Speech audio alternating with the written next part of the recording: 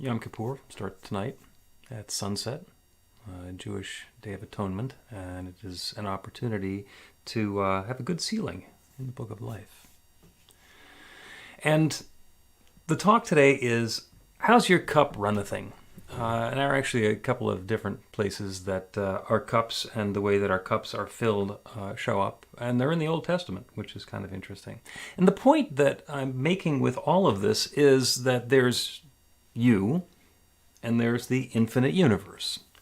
And if there is something that is not showing up in your life the way that you'd like it to, if there's something that feels like it's missing, it's probably not because the universe can't come up with it. There's something that's keeping it out of your experience. And the way that we bring newness into our lives is the law of attraction. By embracing something, by getting into the energy of whatever it is that we want to be experiencing. And the law of attraction is counterintuitive.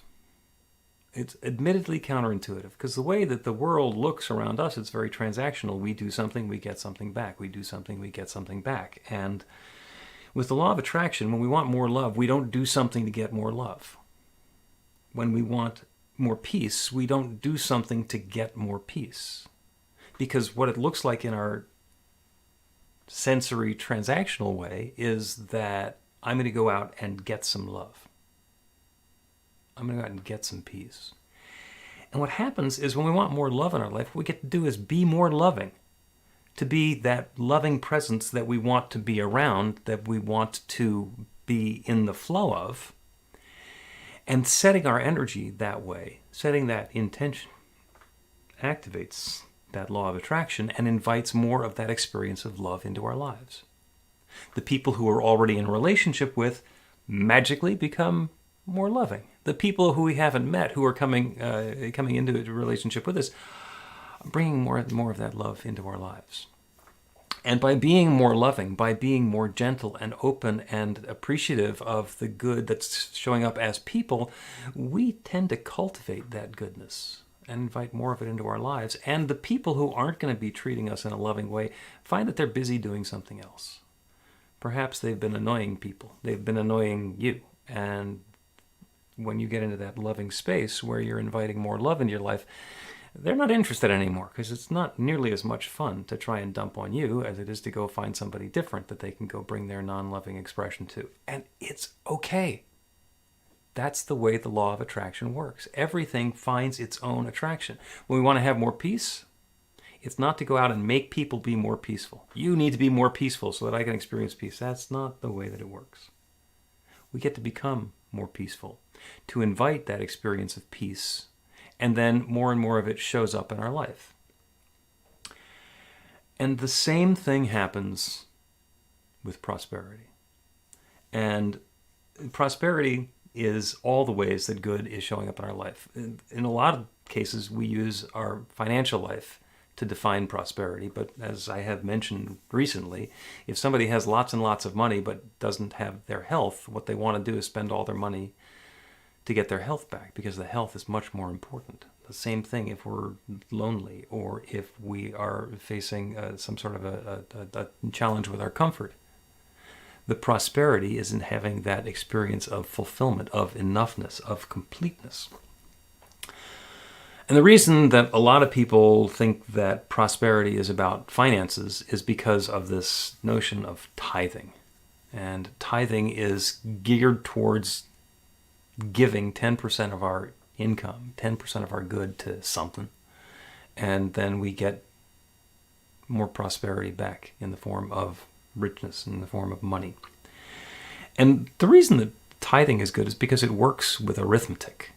Because with money, you can actually calculate what 10% is, and you can also calculate what improvement there is in your life. When it comes to love or peace or harmony or the other things that we want to have in our lives, health and fitness and vitality, it's a little more squishy. It's a little more difficult to understand how it's going to work. And as an example, in preparation for this talk, I did not queue up the government to have the Social Security Administration send me my statement But they did this week anyway, and that's got all the stuff. I'm turning 65 next year, which is apparently I need to find new health insurance, but it's going to be easier than it was before, or at least less expensive. But they also are telling me that I can qualify for Social Security and what the schedule is for doing that and how much I'm going to get paid for that. And that's fascinating, interesting. Okay, that doesn't particularly matter to me. But there's also a chart on page 2 of how much I've paid into the FICA system for Medicaid and for Social Security over the course of my life. And I started tithing in 1999. And I remember it because it was a class on tithing. It was called 4T, Tithing of Time, Talent, and Treasure. And the requirement was that we started tithing in that class. And I remember it being dramatic because I started that practice and it was really scary. And then it started working in a remarkable way. And I talked a little bit about that. But when I look at my Social Security statement, it shows me the year brackets. So there's decades to begin with, like from when I was born until 1980, which is about when I got out of college, and from 81 to 90, and from 91 to 2000, and started doing individual years. And the amazing, awesome, terrifying thing is that in 2006, I made almost as much as I did in the 80s. The entire decade of the 80s. I made almost that much in 1 year. And it was after I had started tithing. And some things changed in there, of course. I was in the radio business, which was notoriously lousy pay, especially for people who wanted to be famous and zany morning show air personalities, as I did. But looking at these numbers, it's really easy to see in black and white. Oh, well, the spiritual practice and the growth and the unfoldment actually works. It actually works. And we can use those numbers as a reminder of how well it's working. But it's also important to do the practice spiritually rather than decimally.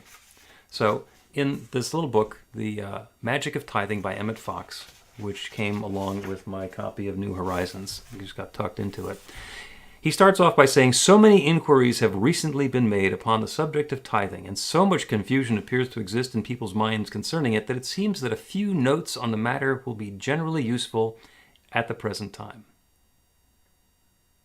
That is true. That was written by Emmett Fox in 1932. So obviously things change because there are still questions about tithing and how this works and what's going on with this. Tithing is not about giving money to somebody. Tithing is a spiritual practice of being in that flow of prosperity. If I am gathering up what comes to me and I'm holding on to it, then it doesn't have the opportunity to move. In Spiritual Economics, one of the prosperity books that I had, and I got out a stack of prosperity books that I happen to have here, just because they're interesting. In Spiritual Economics, one of the things that Eric Butterworth writes is the notion of currency. So currency is what we call our paper money, and current is also the flow. It is so important to be in the flow. When we have money that comes in, if we let some of it go out, that makes room for more to come in and more can go out. And that is a spiritual principle. We get ourselves to be in that flow, and we can invite more and more and more of that good into our life and into our experience. And that works in all sorts of different areas of our life. It doesn't just work in prosperity. So I got an email this week from my mentee and the co-host of the Practical Prayer podcast, Carol Lawrence. She lives down near the shore, and she refers to the ocean as her office because she goes there on a regular basis because she just loves to commune with the office. So she got a note, an alert on her phone that there were riptides, and this was a couple weeks ago. And that's always exciting because the ocean is interesting when there's riptides and lots of wind and so forth. So she went down to the ocean a block away. She could smell it. It smelled so vibrant, like it was the ocean. She walked up the ramp to the boardwalk. It was spectacular. It was just like an amazingly beautiful dream. The water was so active, is what she said. The sun was really bright. The sounds of the birds over the active waves were wonderful. She forgot that she had 2 people with her. She got out her phone. She started taking video because she loves to capture this, and then realized, oh my God, the battery is low. And then she starts kicking herself. How did I forget to charge the battery? So she could only record for a few minutes, got a little bit of footage, but was disappointed that she couldn't get more. And she went home. And there's a gift there in being able to be notified and understand that there's this opportunity coming along, and then you go, and then there's not enough battery to be recording. So what's up with that? Well, it's because sometimes the gift isn't obvious. Sometimes the gift isn't obvious. Sometimes as we're tithing, as we're giving, we feel pressure, we feel a challenge, we feel like there's something that might not be working properly for us. And that's where faith comes in. And with our tithing challenge, it's a 90-day tithing challenge, and the idea is not to convince you to tithe. I would love to convince you to tithe. Obviously, Emmett Fox was convincing people to tithe 100 years ago. It's still a good idea. It has always been a good idea. It says in Scripture that it's a good idea. In Malachi 3:10, in the Old Testament, it says, "Bring ye all the tithes into the storehouse, that there may be meat in mine house, and prove me now herewith, saith the Lord of hosts, if I will not open you the windows of heaven and pour you out a blessing, that there shall not be enough room to receive it. Thy cup shall runneth over," is what it's talking about there. And the idea is, do that first, and the good is on its way. And sometimes the good shows up instantly. And sometimes the good might take a little while. So as we open ourselves up to good, more of that good shows up in our lives. More of that flow is happening for us. There are lots of different ways to understand this. The idea is not to tithe decimally, it's to tithe spiritually. It's from that place of giving. We use the decimal, we use the tithing 10% because that's a good guidepost.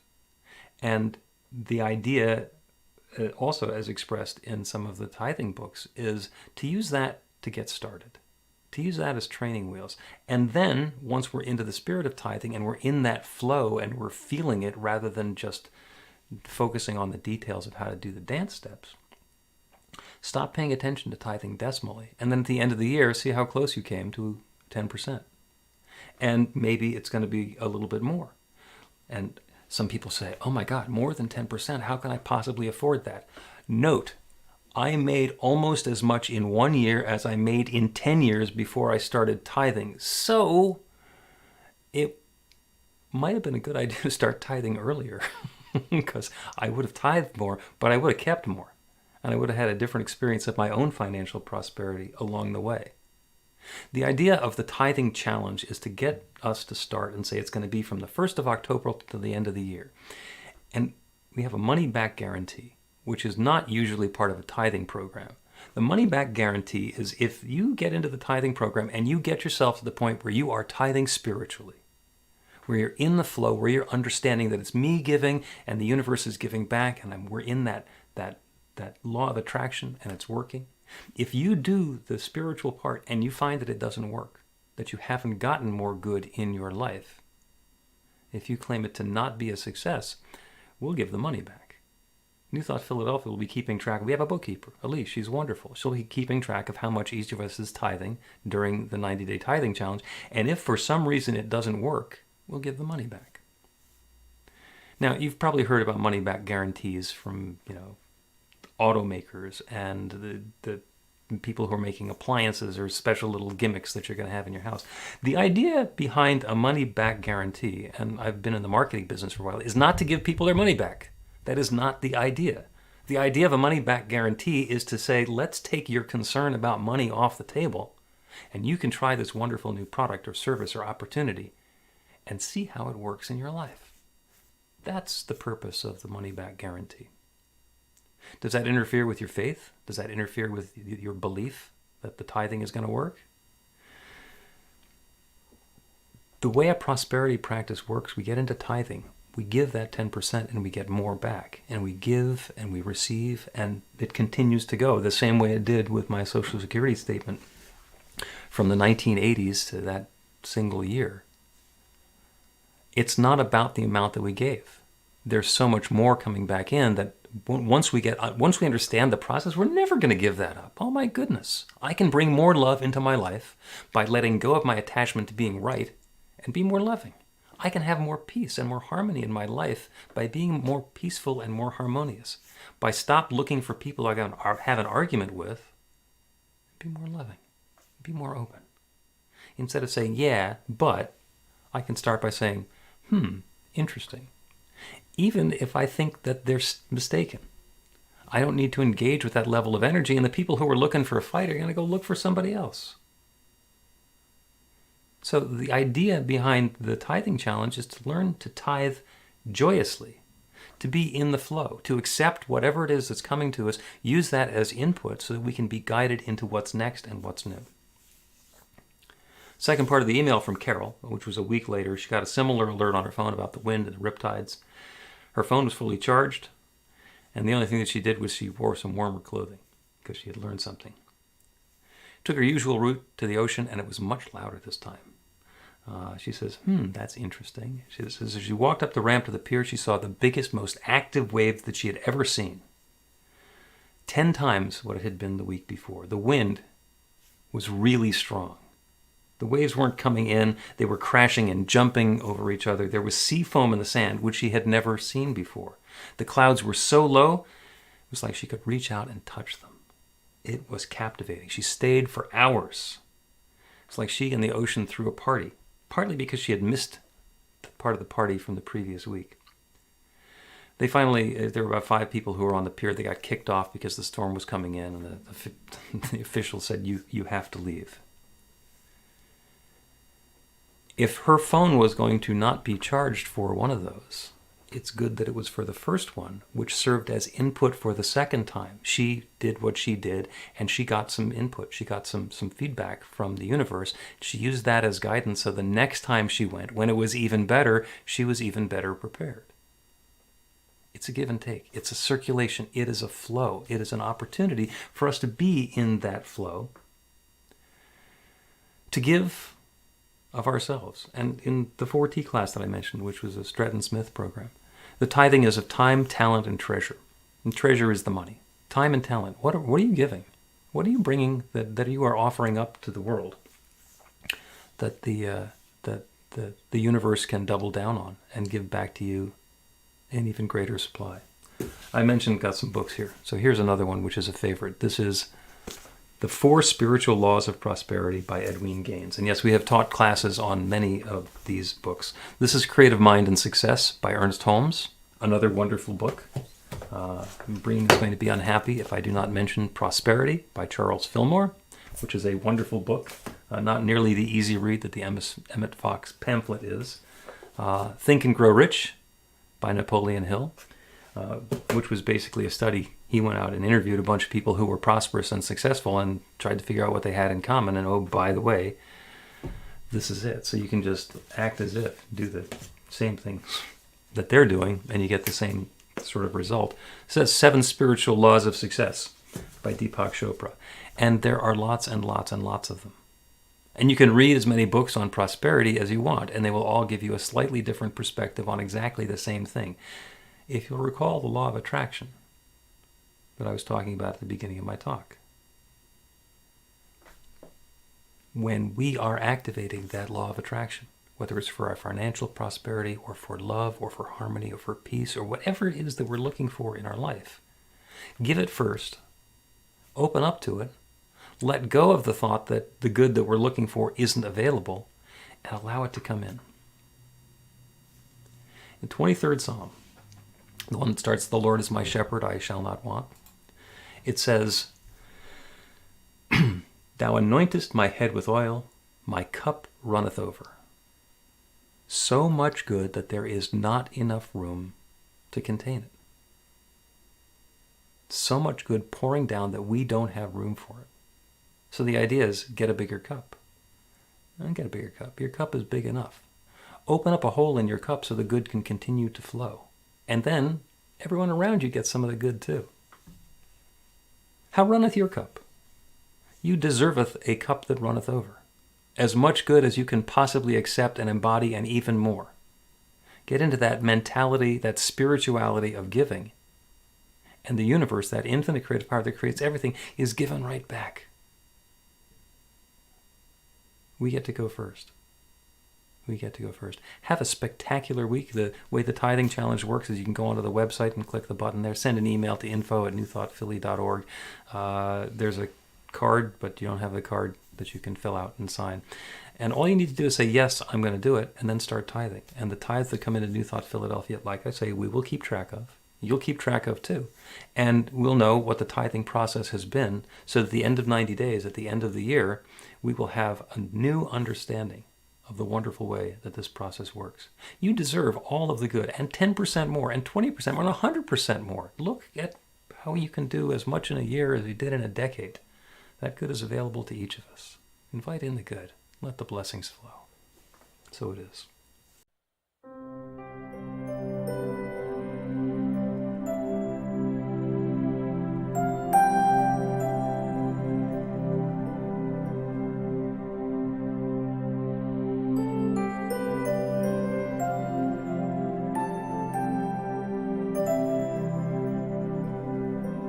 I will surrender to my greatest, highest good. I will release any fear that blocks my way. For every step I take is taken in pure faith, and I am stronger every moment, every day. My mind is willing and my heart is open wide. I trust my instincts and let Spirit be my guide. I vow to live a life that's real and pure and free, as I continue walking in this mystery. I will surrender to my greatest, highest good. I will release any fear that blocks my way. For every step I take is taken in pure faith, and I am grateful every moment, every day. There may be walls, there may be roadblocks in my way, but I can choose to take a higher path each day. And now I know that what I thought was safe and sound was only habit and regret that held me down. I will surrender to my greatest, highest good. I will release any fear that blocks my way. For every step I take is taken in pure faith, and I am kinder every moment, every day. And I'm more loving every moment, every day. I will surrender every moment.